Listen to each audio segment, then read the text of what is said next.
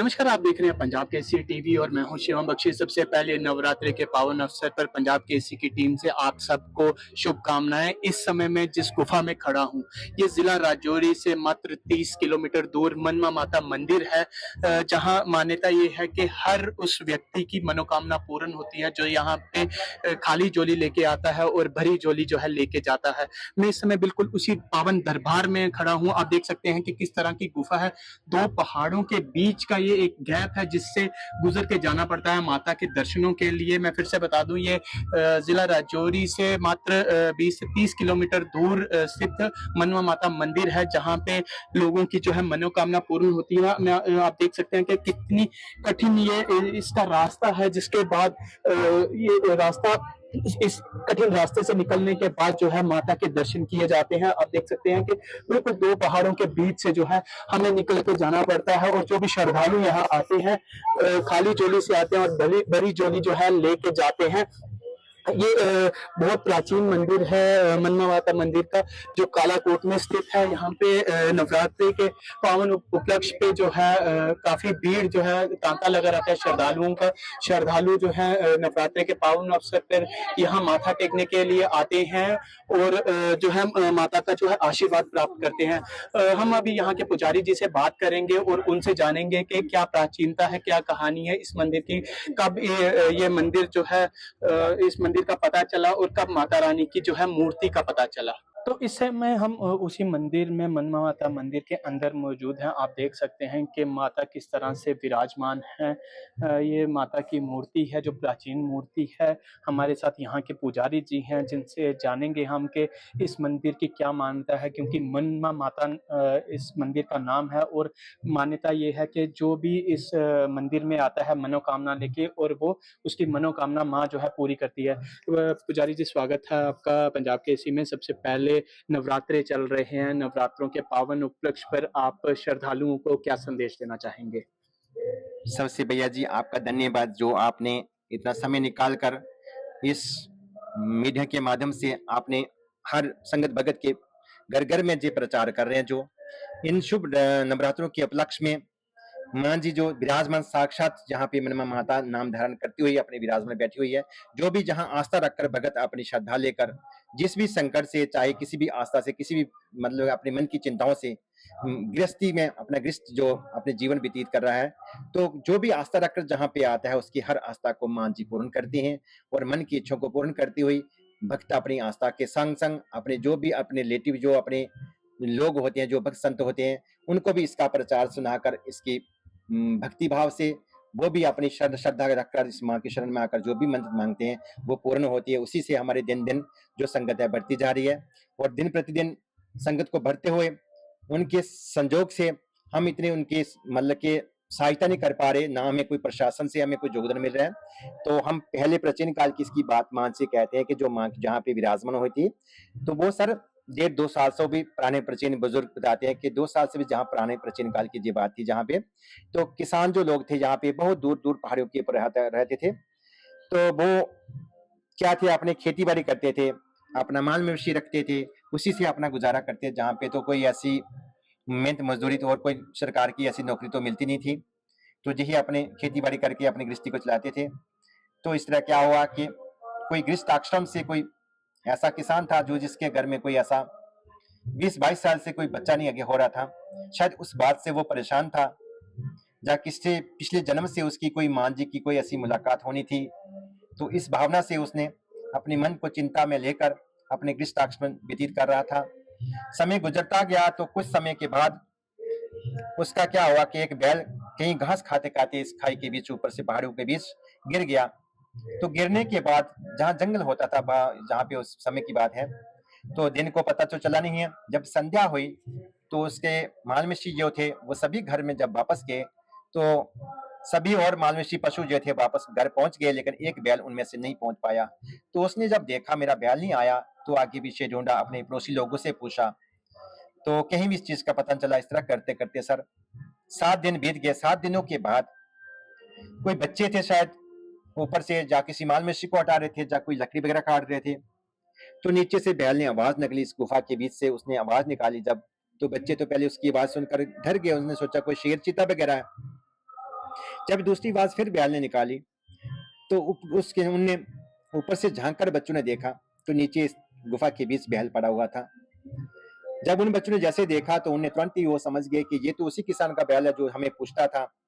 तो उन बच्चों ने क्या किया कि जाकर उन किसान को बताया कि आपका बैल मिल गया, गहरी खाई के बीच पड़ा हुआ है और है जीवित है। तो किसान ने सोचा इतने दिन कहाँ भूखा प्यासा, शायद हो सकता है कोई गुफा के बीच दिन में जाता हो निकल कर, तो घास वगैरह खा के शाम को फिर संध्या में उस वहीं पे विश्राम करता हो। तो जब बच्चों के साथ वो आया देखने तो उसने देखा यहाँ से तो निकल सकता नहीं, यहाँ से इतनी टफ गुफा है, इंसान ही निकल सकता तो जानवर कहाँ निकल सकता है। ये सिंगल ही रास्ता था, पहले एक आई तो डबल रास्ता माँ की कृपा से बन गया, लेकिन पहले सिंगल ही रास्ता था, ऊपर से ओपन था और इतनी गहरी खाई थी जहां से निकल नहीं सकता था बैल। फिर इसके अपराध उसने देखा यहाँ से तो निकल नहीं सकता, क्या करे, इतना पहाड़ टूट भी नहीं सकता। तो फिर कोई बुजुर्ग आकर उसने देखा ऐसा करो आप जिस मालवेशी से पशु से जो रस्से से बांधते हैं ना मालवेशी को, वो रस्से इकट्ठे करके यहाँ पे लाओ और एक आदमी नीचे जाओ और जाकर इस बैल को रस्सों से बांध कर एक लंबे से रस्से से खींचो कुछ लोग ऊपर, तो शायद हो सकता है निकल जाए। तो इस तरह सभी ने डिसाइड करके जिसने अपने मालवेशी रखे होते उन्हें सभी ने रस्से इकट्ठे करके दिए और एक लंबा सा रस्सा बनाकर जहाँ पे आया कोई आदमी नीचे आया उस बैल को आगे पीछे से बांध कर ऊपर से उन लोगों ने खींचा तो बैल को निकाल लिया। निकालने के बाद फिर भी इस चीज का पता न चला। जब घर में ले गए तो माँ ने सोचा मैंने जिस बात के लिए ये बैल जहां गिराया था वो बात फिर वहीं की वही रहेगी। तो फिर माँ ने क्या किया, रात्रि के समय उसी किसान के घर में जाकर सपने में दर्शन दिया अपना। दर्शन देने के उपरांत उस भगत से पूछा कि भगत सो रहे हो जाग रहे हो? तो भगत ने कहा माँ मैं ना सो रहा हूँ ना जाग रहा हूँ, बीच में ही हूँ। तो कहो क्या आ गया? छोटी सी कंजक में पूरी श्रृंगार की हुई थी। आज भी वो बुजुर्ग बताते हैं। जब उसने किसान ने पूछा कि माँ क्या आ गया, तो बोली बेटा आपका जो बैल का मैंने गिराने की झलक की हुई थी, जो चमत्कार किया था वो वहीं की वहीं, आप इस बात को ना समझ पाए इसलिए मुझे आपके घर तक आना पड़ा। तो आप किस बात से चिंता हो, किस बात से आप परेशान हो? तो उसने कहा माँ मुझे सब कुछ दिया हुआ, एक मेरे वंश में कोई औलाद नहीं है, तो अगर इतनी कृपा हो जाए आप तो आपका धन्यवाद है माँ। उसने कहा बेटा यहाँ पे आपका बैल गिरा था, वहां पे आकर मेरी आराधना कर और ये इच्छा आपकी पूर्ण हो जाएगी। तो उसने कहा माँ मैं ऐसे ही करूंगा जैसे आपके प्रवचन हो रहे हैं। तो इस तरह करते हुए माँ उससे बात करते करते अंतर ध्यान होगी। उसके उपरांत उसकी आंख खुलने के बाद उसने अपने पत्नी को सुनाया कि जहां पर बैल गिरा था हमारा, वहां पे कुछ शक्ति का स्थान है, वहां बोल रही है मां जी कुछ पिंडी का रूप है, वहां पे मेरी अपनी आराधना करो तो ये इच्छा आपकी पूर्ण हो जाएगी। तो प्रातःकाल होते ही उन दोनों ने स्नान वगैरह किया। कैसे किया, करने के बाद तब तो इतना दूध वगैरह तो होता नहीं था, यही अपना दूध वगैरह होते थे, घर के दूध होता था, उससे खीर बनाकर जा कुछ प्रसाद वगैरह बनाया देसी। बनाने के उपरांत जहाँ पे आए, जहाँ पे उन्होंने भाई खंडर वगैरह में पत्थर डाल कर आए, कैसे अंदर आए, तो जहाँ आज भी बताते हैं बुजुर्ग के बाद, तब जहाँ पे मिट्टी गर्दा था और छोटा सा फुट सवा फुट की आकार था, और जहाँ पे उनने आकर जब देखा तो छोटा सा रूप आकार मिला। मिलने के उपलक्ष्य उन्हें मां के आगे अपनी आस्था रखी, अपनी जो आराधना थी वो रखी मां कि हमें आपने दर्शन दिया तो इस आस्था को, इस आराधना को पूर्ण करो। हम आपकी इस श्रद्धा से जो भी आपका योगदान करेंगे मां, आप मां बनकर अपने बच्चे की फरियाद को, इस जो आपने वचन दिया उस वचन को पूरा करो। तो इस तरह करते हुए वो धीरे धीरे बीच में कहीं हफ्ता 2 हफ्ते के बीच आते मां से मिलते। तो इस तरह करते हुए ठीक 1 वर्ष के बाद उनके घर में बच्चा हो गया। बच्चा होने के बाद फिर उनने आपने क्या किया कि माँ का छोटा सा एक भंडारा रखा, अपनी खीर वगैरह बनाई, जो अपने देसी जो फुलके वगैरह होते थे देसी, वो वही बनाए। बनाने के उपलक्ष्य में अपने जो रिलेटिव लोग थे, जहाँ पास के लोग थे, उन सबको बुलाकर उनके कंजकों का पूजन किया। करने के बाद उनको जो मीठान भोग था वो उनको दिया प्रसाद, और उन लोगों ने भी कुछ दर्शन की और उनने भी कुछ आस्था रखी यहाँ पे। यहाँ दर्शन करने के बाद माँ के इनको भी दर्शन दिया, इनको जो अपनी मन की इच्छा को पूर्ण किया, तो हमें भी कुछ ऐसी कृपा करो, हमारे भी कारोबार में कुछ तरक्की हो, हमारा भी माल मवेशी में उसमें बढ़ोतरी हो, कुछ बाल बच्चों में भी अच्छे संस्कार हो, आगे जा कुछ ऐसे बच्चे उन्नति कर सके, कोई मेहनत मजदूरी कर सके। तो इस तरह करते हुए उन्होंने आस्था जो जो मांगी उन वही वही आराधना जो पूर्ण होती गई। तो इस तरह करते हुए उनने इसका नाम रखा मनमा माता, जो मन की इच्छा को पूर्ण किया तो उसके उपलक्ष्य में उनने नाम रखा मनमा माता। गांव का नाम जिगनी है, जहां दियाला सियालसी करगाला ऐसे नाम है गांव के, लेकिन इस गांव का नाम सिर्फ जिगनी है, लेकिन इसका मनमा माता सिर्फ इसी माँ का नाम पड़ा। तो इस तरह करते हैं जो बुजुर्ग जो जिस जैसे जैसे धीरे धीरे इसकी पूजा करते गए, जो जो दर्शन करता गया उसकी आस्था को पूर्ण करती गई, माँ मनमा मन की इच्छा को पूर्ण करती गई। तो उसके उपरांत इसका माँ का जैसी भक्ति भाव बढ़ता गया वैसे वैसे इसका आकार भी बढ़ता गया। पंडित जी, आपको कितनी देर हो गई है इस मंदिर में पूजा अर्चना सर करते हुए? मैं इस चीज का जो बचपन से हमारी जो बुजुर्ग थे वो भी इस चीज से आस्था रखते थे अपनी, आते जाते थे। लेकिन हम स्कूल भी जाते थे, जहाँ विद्यालयों में जो पढ़ने जाते थे तो इधर से ही जाते थे, हमारा रास्ता भी यही था। लेकिन उसके साथ हम छुट्टियों के बीच जहाँ सेवा भाव भी रखते थे, लेकिन हमें जो प्रॉपर जहाँ पे जो सेवा का अवसर जो मान जी ने पूजा का मुझे अनुमति दी, वो 20-22 साल से हो गए हैं। पंडित जी, मेरे को एक चीज़ ये भी सुनने को मिली कि ये जो माता की मूर्ति है, पिंडी रानी की मूर्ति है, ये बढ़ती जा रही है। पहले बिल्कुल छोटे पिंडी रूप में थी, अब ये आस्ता-आस्ता इसका जो स्वरूप है वो बढ़ता जा रहा है। कितनी सच्चाई है इस बात में? सर इसमें क्या बताऊं, मैं 20-22 साल से सेवा कर रहा हूँ, जहाँ पे बुजुर्ग भी बताते हैं, आज भी जुते मतलब 20-22 साल रहते हुए जो भी संगत आती है, मुझे हर चीज से संगत से परिचय हो गया है कि कौन सी संगत कितना आस्था रखती है, कितनी श्रद्धा भाव रखकर इसको पूजन करती है, किस साधना से पूजन करती है। ये बहुत चीजों का मुझे ज्ञान मिला। घर बैठे हुए गृहस्थी से मुझे इतना ज्ञान ना होता जितना माँ के दरबार से आते हुए मिला। तो लोगों की ऐसी आस्था है कि वो अपनी श्रद्धा के साथ, जो भी बुजुर्ग थे, मैं नौजवानों की बात नहीं करता, जो बुजुर्ग लोग हैं प्राचीन काल से, जो अपने बुजुर्ग आस्था से कुछ तो अपने इस विराजमान सृष्टि को गुजार चुके हैं अपने जीवन, तो कुछ अभी नए बुजुर्ग हैं जो आज भी वो आते हैं यहाँ पे अपनी आस्था रखकर, कि कहते हैं बेटा हम बचपन से आते थे, जहाँ पुजारी जी हम बचपन से आते थे जहाँ, तो कितनी छोटी इसके आकार था, आज तो कितने बढ़ चुके हैं। पहले तो सर इसका आकार जैसे बचपन का बच्चा होता है छोटा, वैसे इसका आकार था, और वैसे इतनी लोगों की जागृति भी नहीं थी, क्योंकि प्रसाद वगैरह कुछ भी ऐसा मिठान भोग लगाते थे उसको मुंह के ऊपर, कभी नाक के ऊपर, कभी किसी तरह से लगा देते थे, और ना इसका नेत्र ना इसका आकार पूरा मेकअप करते थे, क्योंकि एक तिलक लगता था, बाकी प्रसाद वगैरह मुख पर ही लगता था, लेकिन उस तरह से सिर्फ पिंडी रूप धारण करते थे। लेकिन आज जो माँ जी का आकार है, साक्षात स्वरूप, हमने कोई काटा नहीं जहां से इसको, जहां इसका कोई स्वरूप हमने किसी अस्त्र शस्त्र से चलाकर इसका बनाया नहीं है, नेचुरल बना हुआ, सिर्फ मेकअप हमने किया, उसका नेत्र डाला हुआ, चांदी का डाला हुआ है, साथ में उसका सिर्फ मेकअप करके, और जो भी उसका स्वरूप वस्त्र वगैरह ढालकर उसका नारी का स्वरूप बना, और जैसा भी उसका स्वरूप बना वैसे खुद वो अपनी अपनी शक्ति से वो नेचुरल ये आकार देती गई अपना आकार। तो इनके चरणों में विराजमान ये शेर का स्थान है, ये भी आप देख लेना जैसे इनका जो नेचुरल स्थान है, इसमें कोई भी ऐसा शेड वगैरह करके या कोई प्रिंट वगैरह देना, इसका कलर करना कोई भी ऐसा नहीं किया हुआ, ये भी नेचुरल है। ये इसकी दोनों आंखें बनी हुई है, ये इसका मुख का बना आकार बना हुआ है, नेचुरल इसका निर्णय। किसी भी जगह जो आपके ऐसा स्थान मिलेगा शायद ना मिलेगा, लेकिन ये बिल्कुल नेचुरल है जी यहाँ पे। तो ये बुजुर्ग आज भी बताते हैं कि बेटा हम बचपन से जब आते थे, कुछ लोग यहाँ के दसल के हैं, रजौरी के हैं, घराती के कुछ लोग हैं ऐसे, उनकी ऐसी आस्था है कि जो भी उनके बच्चा वंश में चाहे बच्ची हो, वो अपनी आस्था के साथ, अपने विधि के साथ यहाँ पे अपने बच्चों के संस्कार जो करके, मतलब अपने लिलाट वगैरह बच्चों के यहीं उतारते हैं। वो कई बार कहते हैं कि हम यहाँ पे जम्मू जाते थे हमारे बुजुर्ग, तो यहाँ से पैदल यात्रा जाती थी, अब रोड वगैरह तो होती नहीं थी, तो इस चश्मा के जो नीचे चश्मा है माँ जी का आज भी, तो उस चश्मे के पास हम अपना खाना वगैरह घर से जो लाते थे, यहाँ पे विश्राम करते थे, तो खाना वगैरह थोड़ा सा नाश्ता वगैरह करके फिर आगे हम यात्रा करते थे, जम्मू की ओर जाते थे। तो इस माँ से आशीर्वाद लेकर, इस माँ की आस्था करके, इसकी आराधना करके हम जाते थे कि माँ हम इस यात्रा के लिए जा रहे, तो इस कार्य में हमारा मंगल करना, कोई भी विघ्न बांधा ना है, ताकि हम सुख सुविधा के साथ हम अपनी यात्रा करके फिर वापस अपने घर को लौटें। तो जब वापस आते थे तो इस माँ का आशीर्वाद लेकर फिर घर से अपना मिठान भोग जो भी थे वो लाते थे। आज भी उनकी वंश में आगे पीढ़ी जो चलती आ रही है, वो भी अपने बच्चे, वंश, परिवार पूरा अपनी श्रद्धा आस्था के साथ इसका योगदान कुल देवी नाम से पुकार कर अपने वंश बच्चों के पूजन जो कराते हैं, तो आगे बच्चे भी उसका उसी संस्कार पर चलते हैं।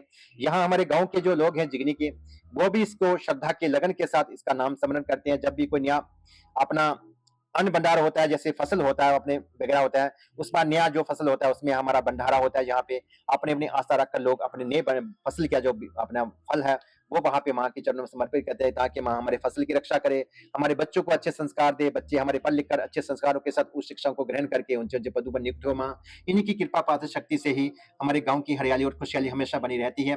और दूर दराज से भी जो लोग आते हैं, हमारे प्राचीन काल से जो दिल्ली बम्बे तक गए हुए लोग जहाँ के हैं, वो भी हमारे वहां से, जो जहाँ मैं जब से आया हूँ वहां पे हमें फोनों पर भी बात करते हैं, ऐसे भी अपनी गाड़ियां वगैरह लेकर वहां से संगत संग लेकर आकर जहाँ पर जहाँ तरह के पुजारी जी, एक बात आपने की कि गाड़ियां लेकर, पहले ये रास्ता काफी पैदल हुआ करता जी था, जी क्योंकि एक मंदिर बाहर है, वहां से पैदल चल के आना पड़ता था। आज तो गाड़ी यहाँ तक पहुंचती है। तो जी प्रशासन की तरफ से किस प्रकार के यहाँ प्रबंध किए जाते हैं या सर, किए गए हैं अभी तक? बड़ा धन्यवाद आपका इस ऐसा क्वेश्चन आपने जो पुट किया हमारे साथ। तो इस तरह से हमें कई बार हमें आंसू बहाने पड़ते थे यहाँ पे दरबार पे। मैं तुम्हें क्या बताऊं, सच्ची बात है, जहां से बहुत सी दिक्कतें प्रॉब्लम है हमारे इस समाज के बीच।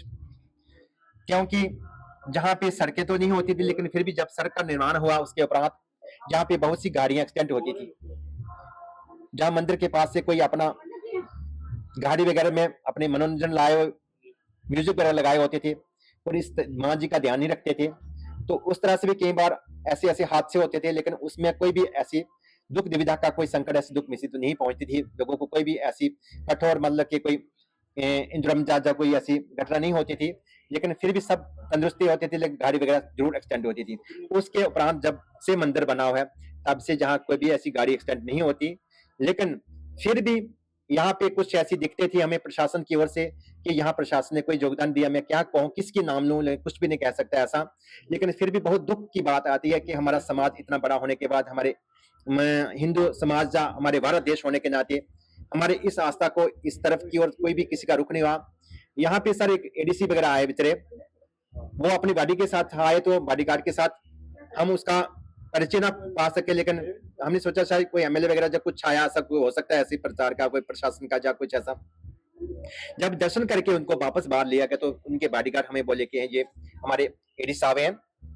तो सर जैसा उन्हें एडी साहब बात कहा तो मुझे मेरी आंखों से आंसू निकल गए। उसके बाद मैंने उनसे सर से रिक्वेस्ट की, सर जहां हमें प्रशासन की ओर से कोई भी ऐसी सर हमें हेल्प नहीं हो रही, कोई मदद नहीं हो रही, तो सर हमारी रिक्वेस्ट करो, हमें ये रास्तों में बड़ी परेशानी है, हमें संगत आने का रास्ता फटा हुआ था, टूटा हुआ था, ऐसे पहाड़ों के हम उनके ऊपर हम अपनी जो सफेदी वाइट वॉश करते थे, तो उसमें हमें सफाई जो हो रही है, कोई संगत आए तो उसमें कोई दिक्कत ना आए। तो उसके बाद मैं उनसे बात ये रखी। उसके बाद वहां के सर यहाँ पे इनकम नहीं इतनी कि हम इनकम के साथ यहाँ पे कैरेज हमें बहुत पड़ती है, कोई भी हम मजदूर वगैरह लगाते हैं तो उससे भी हमें मतलब महंगाई होती है कि इतना इनकम नहीं होती है जिससे हम उसको मतलब योगदान दे सकें।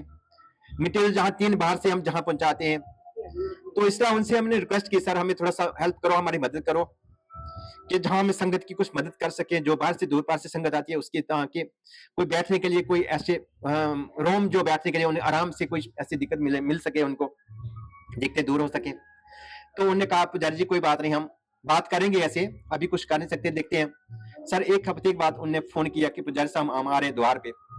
तो सर मुझे इतनी खुशी हुई। उनने बॉडीगार्ड ने बताया कि हमारे सीओ साहब आ रहे हैं जो है हमारे टूरिज्म के। तो सर उनके साथ वो साथ में उनके और भी स्टाफ आया। स्टाफ के बाद उनको मैंने जहाँ पे उनका बंदोबस्त करते हुए बैठाया, बैठाने के बाद उन्होंने पूछा मुझे, मैंने उनको बताया कि सर देख लो रास्ता कैसा रास्ता, जहाँ दिखते हैं इतनी परेशानी है सर, और जहाँ दरबार भी इतने 5-6 स्थान है, स्थानों को सारे शुद्धता रखना, सारे दरबार को डेवलपमेंट करना बड़ा मुश्किल होता है। फिर भी सर उनसे मैंने बात की तो उन्होंने कहा कोई बात नहीं पुजारी, एक एक काम हम बोल गए तो हमेशा आपकी जो दिक्कतें हैं जो दूर करेंगे। तो उसके बाद सर उन्होंने क्या किया, सीओ साहब ने अपने जो आए हुए थे साथ स्टाफ में उनने सबने पमाश करके उन्होंने बताया कि रास्ते के लिए उन्होंने नाप तोल करके उन्हें बताया कि पुजारी साहब जितनी हमारी हेल्प होगी तो हम करेंगे। उसके बाद हमने एक शेड रखा, यहाँ पे शेड नीचे रखने थे बावली के पास। मैंने कहा सर वहां पे न रखना, वहां पे माल मिर्ची जो होता है और जो जहाँ गृहस्थ आश्रम के लोग होते हैं वो माल से खंड कर देंगे, आगे भी शेड बना हुआ वहां पे बहुत विनाश हो जाता है। तो हमें संगत की जहाँ दिक्कत परेशानी है यहाँ पे रखो ऊपर। तो उन्होंने फिर जहाँ पे डिक्लेयर किया। फिर उसके बाद सर हमें और भी दिक्कत आई। एक बार उनके पास गए तो उन्होंने कहा कि पुजारी जी और कोई ऐसी सेवा बताओ। मैं सर एक सर रिक्वेस्ट है आपसे, कोई भी संगत पूछती है यहाँ पे सर बाथरूम नहीं है, तो लेडीज वगैरह बच्चों वाले कोई अगर जागरण होता है रात्रि में तो वो पूछते हैं मुझे कि पुजारी जी यहाँ पे कोई बाथरूम कहाँ है, तो मैं सर उनको क्या बताऊं, ऐसे ओपन में जाना पड़ता है उनको। तो उसने उसी वक्त सर हमारे एडी साहब ने फोन उठाया तो वीडियो साहब से कहा, तो वीडियो साहब वहां मन में माथे पे वो चाहिए हमें बाथरूम, तो उन्होंने बाथरूम सर वहां पे दिया। फिर भी यहाँ पे कुछ ऐसे लोग होते हैं जो ठेकेदार उठाते हैं, वो ठेकेदार जो होते हैं वो सर लो पर उठाते हैं जहाँ पे, तो वो सही दिशा पे वहां बना नहीं पाते जहां जरूरत होती है पानी। आज भी बाथरूम बना है सर, मैं सच बताऊं मां के दरबार पे बैठे हुए कि हमें दिक्कत ऊपर दरबार पे है बाथरूम की सर। जहां रात्रि में कोई भी संगत होती है तो बच्चे वगैरह छोटे होते हैं, अंधेरे में दूर नहीं जा सकते।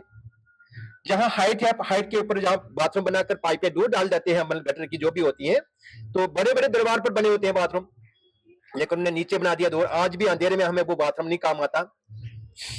तो और भी बड़ी दिक्कतें हैं सर, हमें सर, रिक्वेस्ट है। एक चीज और मैं जानना चाहूंगा, एक रोड बनी है जिस पे तारकोल बिछाने का काम अभी भी अधूरा है। ये रोड कितनी देर हो गई है बने हुए, और तारकोल बिछाने का काम क्यों नहीं पूरा हो रहा?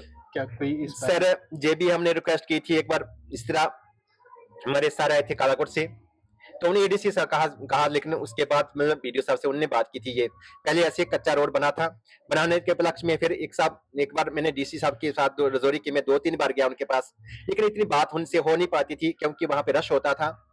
फिर भी उन्होंने मेरी बात को सुना, एक बार वहां पे उन जाता लेकर यहाँ पे आए, अपने स्टाफ लेके आए, बस ज्यादा लोग नहीं लेकर आए। तो फिर उनको बताया सर यहाँ पे ये दिक्कतें परेशानी है, वो हमारे सर ज्यादा देर तक टिक नहीं पाए वो, क्योंकि ट्रांसफर हो गए जहाँ पे। उनने हमें वो एक बार हमने बजरी वगैरह वो डालने के लिए दिया, कुछ अपने पुलियां वगैरह डाली, वो रास्ते में जो दिक्कतें परेशानी होती है। आज भी सर इस बरसात के मौसम में इतनी दिक्कत आई संगत को कि जहां दीवार पर पहुंच नहीं पाए सारे, कई बार वापस वहां से मतलब अपने भाभी से वापस चले गए।